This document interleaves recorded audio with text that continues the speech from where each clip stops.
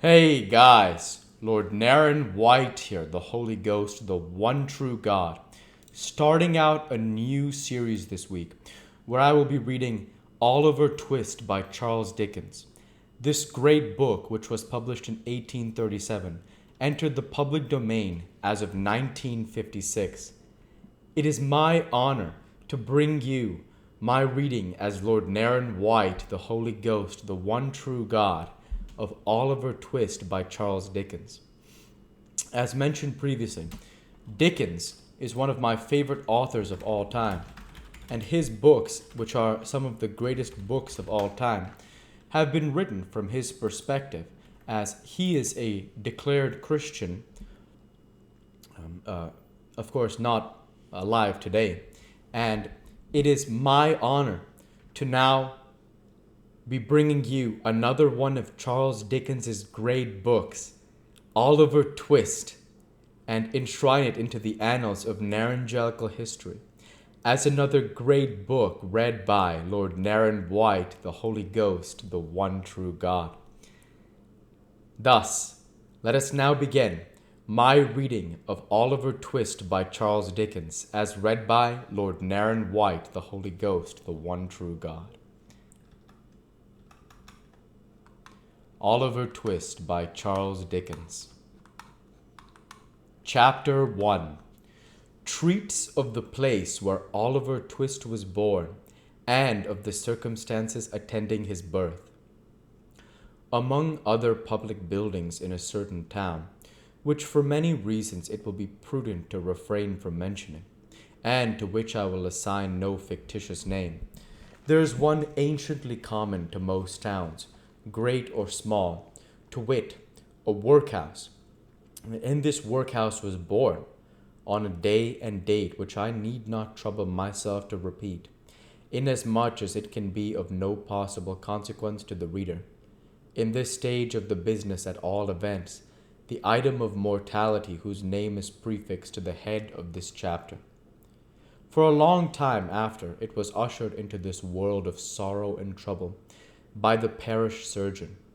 It remained a matter of considerable doubt whether the child would survive to bear any name at all, in which case it is somewhat more probable that these memoirs would have appeared, or if they had, that being compromised within a couple of pages, would have possessed the inestimable merit of the most concise and faithful specimen of biography extant in the literature of any age or country.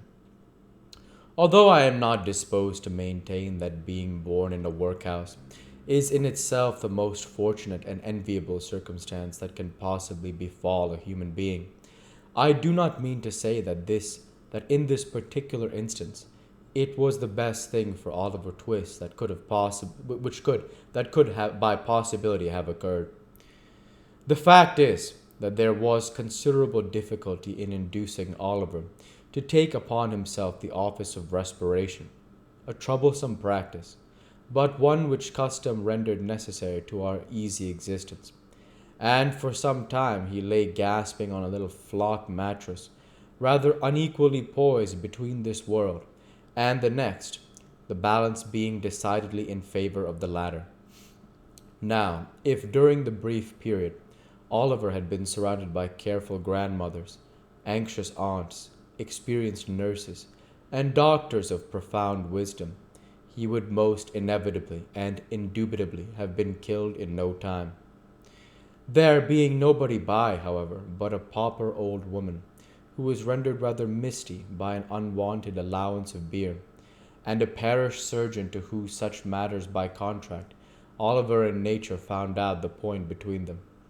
The result was, after a few struggles, Oliver breathed, sneezed, and proceeded to advertise to the inmates of the workhouse the fact of a new burden having been imposed upon the parish, by setting up as loud a cry as could reasonably have been expected from a male infant who had not been possessed of that very useful appendage, a voice, for a much longer space of time than 3 minutes and a quarter.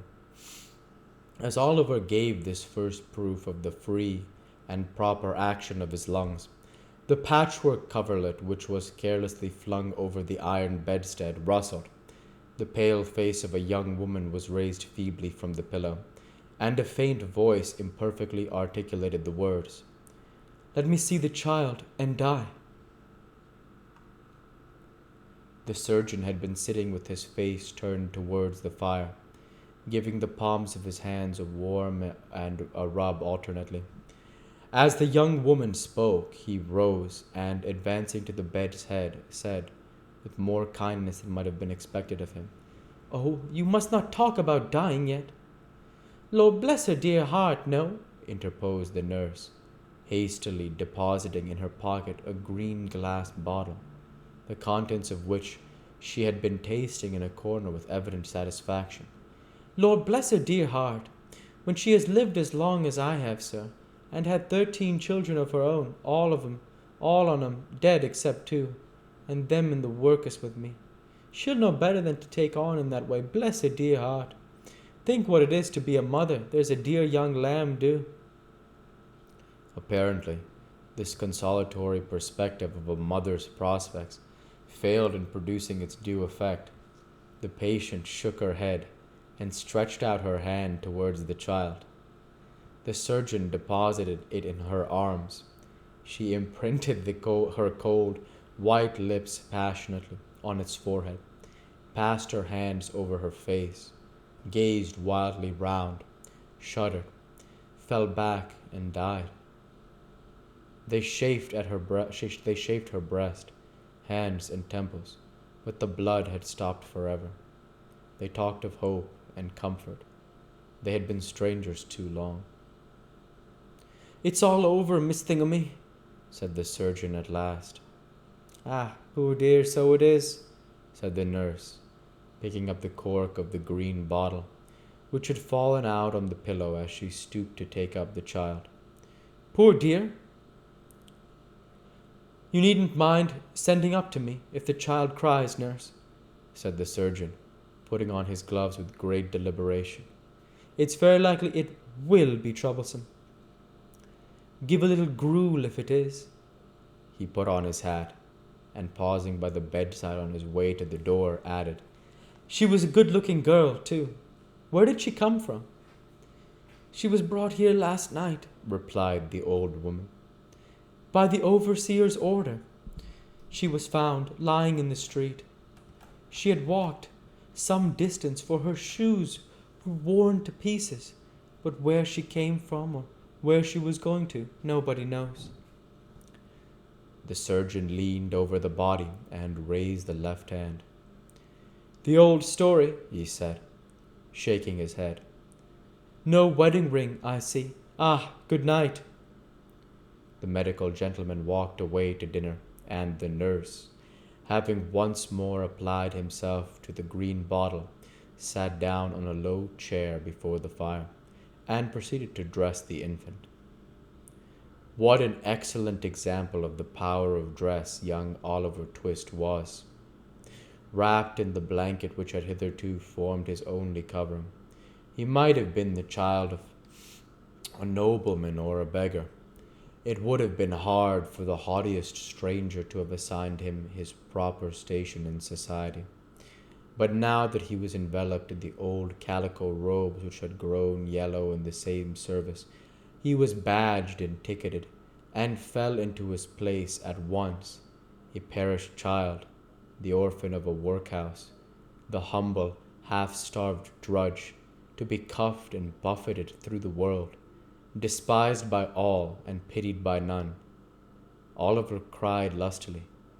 If he could have known that he was an orphan, left to the tender mercies of church wardens and overseers, perhaps he would have cried the louder.